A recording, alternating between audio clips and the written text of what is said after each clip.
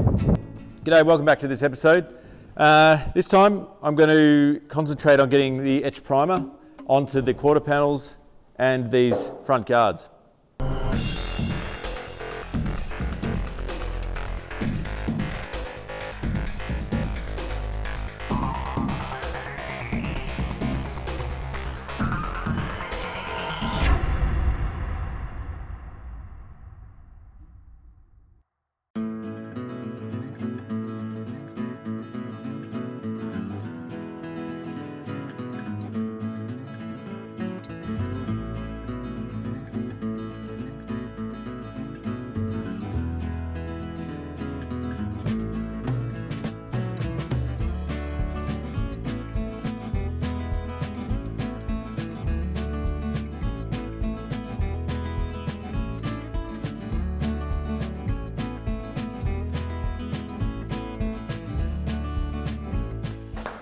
All right, so I've invested, well actually I didn't invest in anything, but someone bought me a little microphone. So that means I can talk, and from a little distance away you can still hear me, which is great. So anyway, I've treated the panels with deoxidine, and the specific brand I used was Deoxit. So, I mean, they're all pretty much the same, I'd imagine, but yeah, so no mixing, just straight out of the bottle. And just rub it on with a rag and let it sit for 15 to 20 minutes, and then wipe it off with metho. So it leaves this sort of residue. So after that stage, you know, because of that residue, I'm not sold on the fact that that's clean at all. So I was going to go over it with some Rust-Oleum Prep Wash. I got all these down at Milson's Auto Paints down in Ferntree Gully, as I mentioned last week. So that was the recommendation, to prep wash it. And so what you do with that, you wipe it on with one rag, and then you clean it off pretty much straight away with the other rag. And that just gets rid of anything that's any dirt, you know, oil, silicone. And then once you've done that, you're pretty much ready to paint your primer. And I'm using Etch Primer.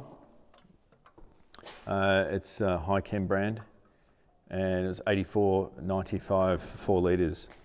So as I was saying last week, you know, a lot of people do 2-pack epoxy over the metal, and I was planning to do that, but there was no black 2-pack epoxy. There was only white, which I didn't want, and because it's in Ferntree Gully and it's like an hour and a half away from this shed, I was like, okay, well, I'm not coming back. So I got some etch primer, and after talking to the guy, I said that, look, he used etch primer as well for years as a panel beater, and as long as you scuff it up, he goes, there's no dramas with painting over the top and doing body filler over the top of that. So that's what I'm rolling with, and we'll see how it goes. I just need to seal all this metal up because it's been exposed for 6 months now, and going over it with a burnishing machine is surely thinning out the metal ever so slightly each time. So I think it's good to just get it sealed. Unfortunately, it's a bit wet and humid today, so I don't think it's a smart thing to do all the panels, but I'm going to have a crack at one guard and just see how it all turns out. So, and you mix this, just got a couple of filters here and a little cup. So basically put 400 in, and then you put another 400 of thinners in. So it's a 1-to-1 mixes, I think they call that. And I've got some thinners here, so $26. So really, that's all the stuff that I need to start off with sealing this metal, and then I'll continue the rust repairs after that. I've still got a fair few to go, so eventually, you know, I'll do the 2-pack epoxy. I'll make a proper booth when I get my new shed, and then I'll have fan system and, you know, water on the floor and things like that. So with the etch primer, I think it's not so much of an issue. We can just sort of do it in this shed and get it done.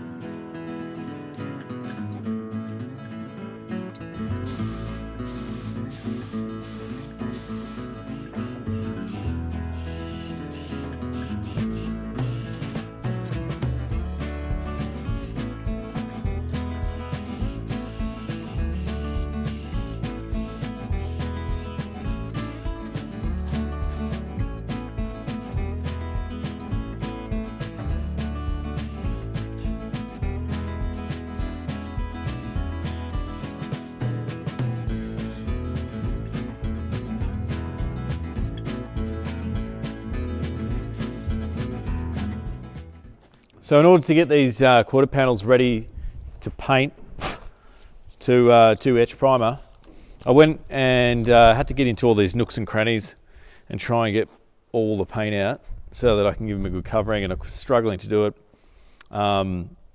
easily. I got a wire wheel just to sort of run over all the little areas of finding hard to get into. The whole sandblasting things sort of, I don't know, come to an end in a way. I just I found that it's too hard to get the grit. The grit's too expensive, and it's just a messy process. So managed to get most of the stuff done through this wire wheel, and then the smaller drill bits. So probably one of the best tools you can actually use is this thing here. I found this an absolute cracker. It's only a tiny, $3 part, but it's probably the best piece of equipment you can get for removing paint in all these small areas. This, that, and a combination of the smaller ones. So now I'm going to prep the panel. I'm going to run over it with some of that pre-wash stuff. But first, I'm going to deox it and make sure that all the rust, invisible and visible, is gone. I've got most of it off of the wire wheel, but just need to deox it and make sure that it doesn't come back.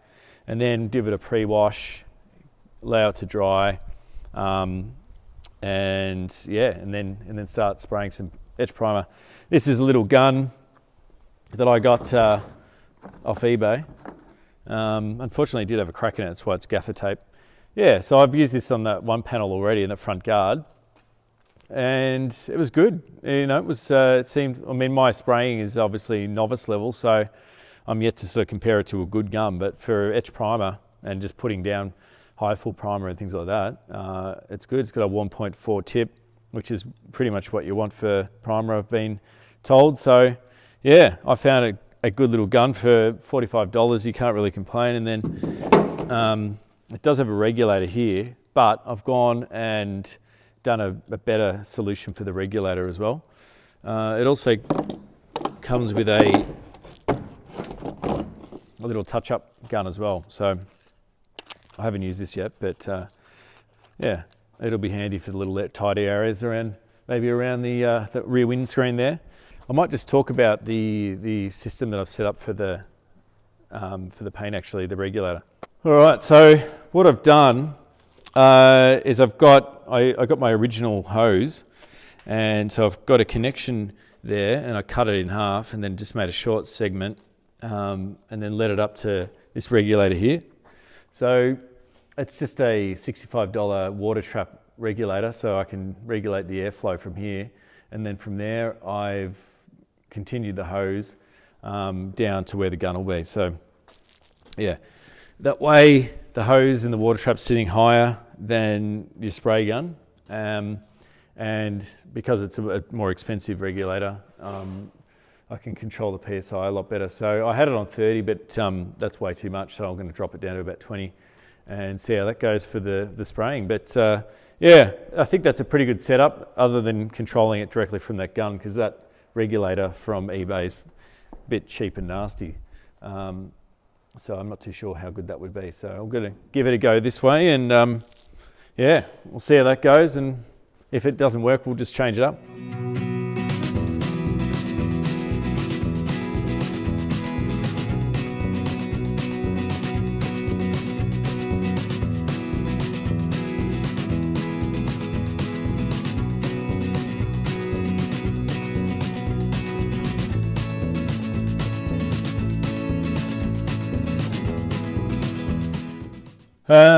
Okay, so before I start to prep this, I just realised that I need to do a couple of bits of work to the panel, especially this rear one, because it's tin canning. I don't know if it was tin canning before I made this cut or afterwards, probably afterwards, as you can see.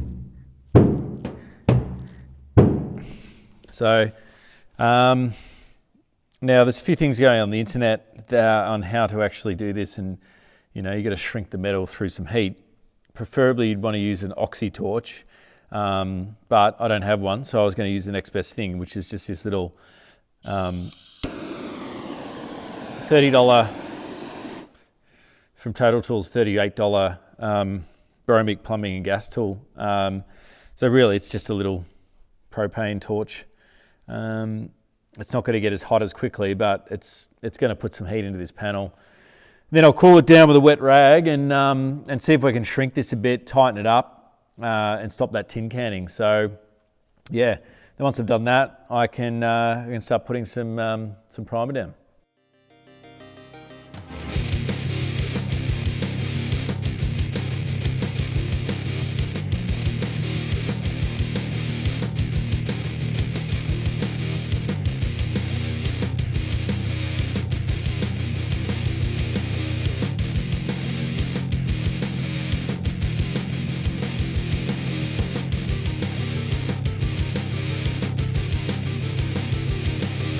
Well, I think that worked. It's tight as a drum. There's not much warping. Someone said if you don't get an oxy torch and heat it quickly, it can really warp badly. But you know, that's not warped. I mean, it's slightly undulating. So I just did a staggered effect. I found that just one tightened up, so you really need to go around the whole area from where it's tin canning. But that's fixed. So I recommend, if you don't have an oxy torch, grab one of these, $38, it'll do the same trick. I just did some hammer and dollying as well, just to get this seam line out and just push any highs. But the key is, once you heat it, you've got to cool it down with a wet rag straight away, and you can literally see it. It bulges right up. As soon as you touch it with the wet rag, it just tightens like a drum and smooths out. So yeah, good method.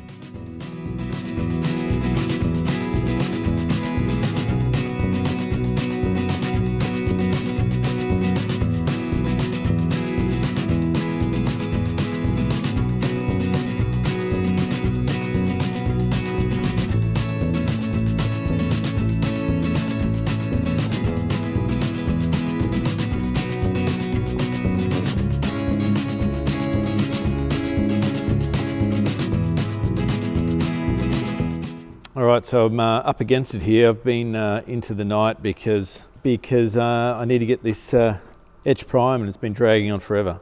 So yeah, it's pretty crude little setup here. But so I've done the deoxit, I've washed it down, and then I have done a pre-wash degreaser on it, and then crudely wet the concrete, covered up the wheel arches there. I mean, it's not overly important just for this etch primer. I just want to get this metal covered in preparation for moving it, which will happen in the next couple of months. So yeah, then I can continue to work on it and just sand back what I need to, and make the repairs as I go, because I've still got odds and ends that I need to do. So yeah, that quarter panel's done. The other guard's all repaired, ready to go. Currently got my ute out the back, just lighting it, because I've got to turn this this generator can only run on 15 amp, and I've only got one 15 amp plug, which also goes to the light. So I'm really doing this tough tonight. Anyway, so I will set up a little time lapse and start throwing down this primer.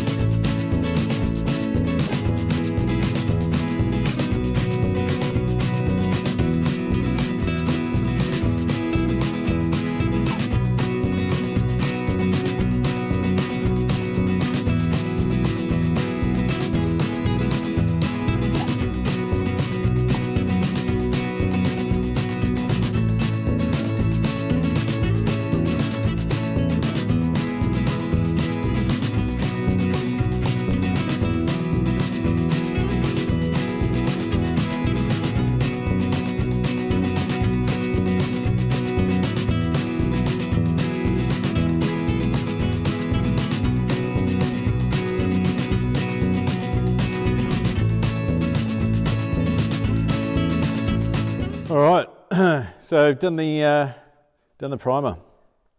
It was super sketchy because I just lost light at the end, and yeah, so I was running with that above light, but it only went on one side, so I had to go out, start the car, shine the headlights on this quarter panel here so I can see what I was doing. So I got desperate.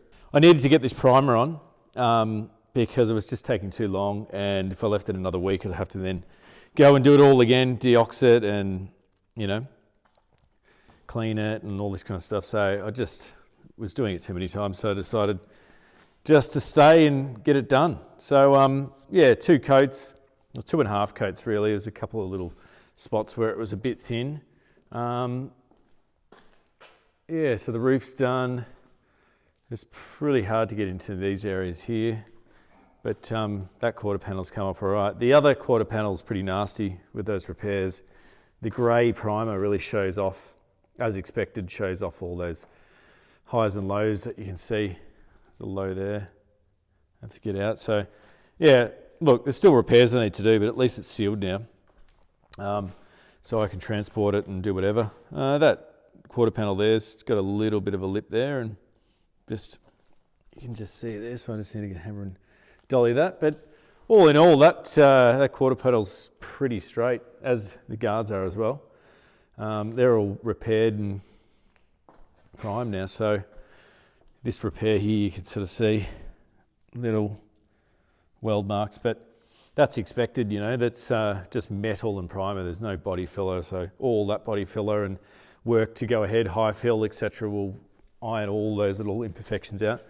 So you can sort of see where I did that door to wheel arch repair is just where I went to town on the hammer and dolly there.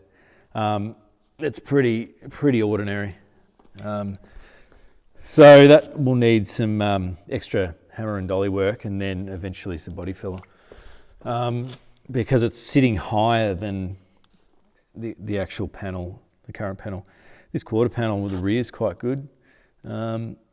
That was pretty ordinary to start with anyway, so some little dints there that were already there.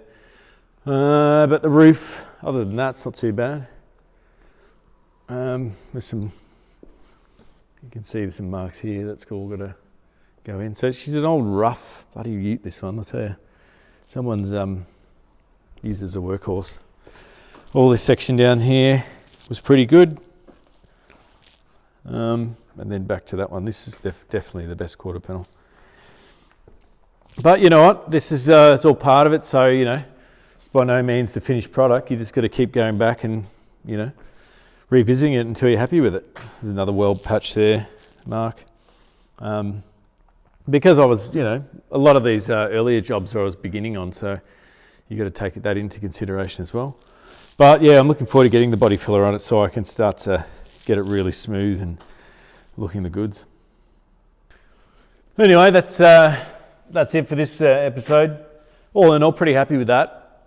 Not happy with the way that you know, that door to wheel arch quarter panel's just got a lot of highs and lows on it. As I said, I'll fix that up with some more hammer and dolly and then eventually some body filler. But yeah, pretty happy with the way the spray gun performed, and the air pressure generator was great. Sorry, the air compressor was great, didn't lose pressure. And the end result, I didn't get any dribbles or anything like that. So I'm pretty happy with that as a sort of a test run for later on. Once I get, one of the reasons I'm doing this is because I've actually bought a property which is about an hour and a half away, well, about an hour away from here. So I've got to transport this in a couple of months on the back of a trailer, and I'll bring it to a new shed. So this shed's going to be no longer in a couple of months, and I'm going to set up a proper booth for when I do the high fill and the final base coat, which, you know, will be nothing like this. It'll be a proper booth with fans and things like that. This is only a temporary area, so there's no point doing that for this etch primer. Anyway, so that's it for this episode. I'm starting to get a few more views on these videos. It was never the idea to try and get this massive YouTube channel. I just wanted to get some resources out there for other people wanting to do this kind of thing, because I know I couldn't find it when I was looking for it. So anyway, yeah, if you like the videos, subscribe, and I'll see you next time.